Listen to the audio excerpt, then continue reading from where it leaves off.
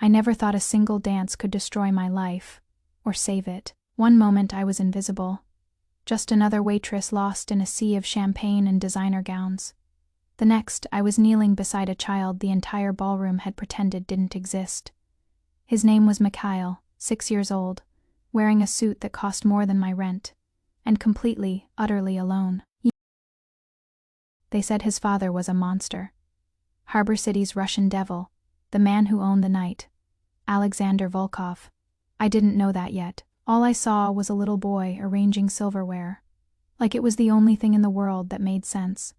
And I saw my daughter Lily in his eyes, 4 years old, and already learning that the world doesn't always make room for kids who are different. So I did the stupidest, bravest thing I've ever done. I asked him to dance. I danced with a mafia boss's son. Now he pays me Arshameyuan. In a month, the orchestra was playing a waltz. Fathers were spinning their perfect little daughters. And there was Mikhail, legs dangling, watching the dancers like he was on the wrong side of glass. I set down my tray, walked straight to his table, knelt so we were eye to eye. "Hi, I'm Sophie. Would you like to dance?" He didn't look at me, just past my shoulder, like most kids on the spectrum do.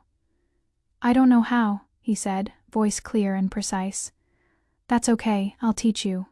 You can stand on my feet." He stared at my open hand for what felt like forever. Then he placed his tiny palm in mine. I helped him down. He stepped onto my aching heels like it was the most natural thing in the world, and we swayed. 1, 2, 3, 1, 2, 3. I started humming. A second later, he hummed with me, perfect pitch, for 17 minutes. We weren't a waitress and a mafia prince. We were just 2 people counting the world into order. Then I felt it. The temperature in the room dropped 10 degrees. I looked up. Alexander Volkov was watching us, tall, dark, terrifying.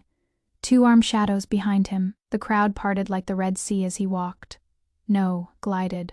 Straight toward us.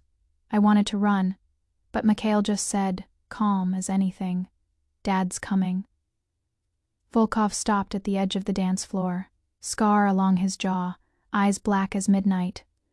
"Miss," he said, one word, Russian accent sharp enough to cut glass. "Sir," I somehow answered.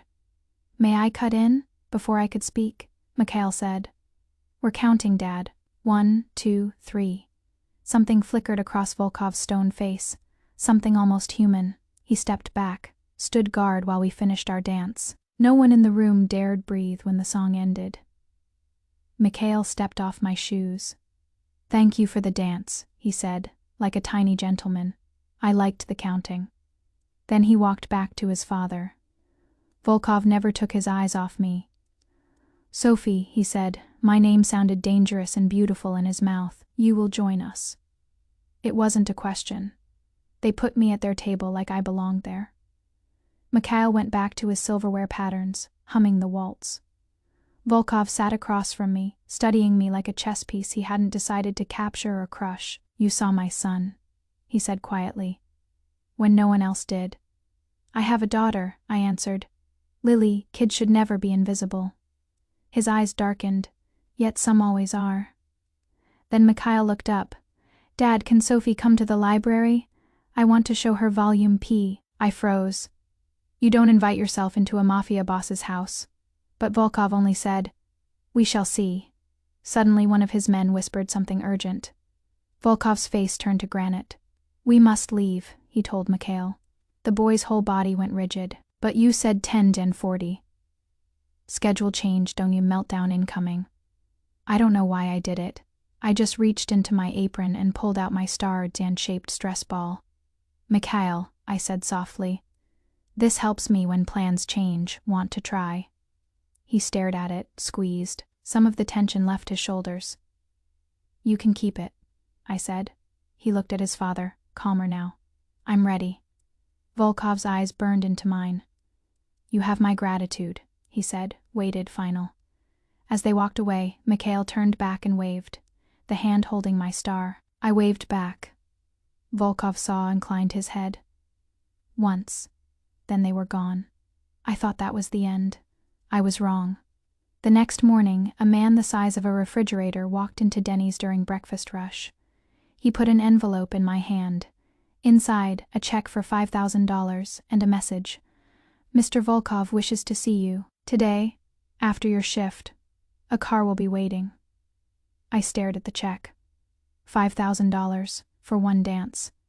I should have torn it up. Instead, I whispered, "What have I done?" Because when the most dangerous man in Harbor City decides you're worth noticing, you don't get to walk away. Next episode, he offered me $20,000 a month to make his son smile again, and to let my daughter play in a house full of armed guards. I said yes. God help me. I said yes.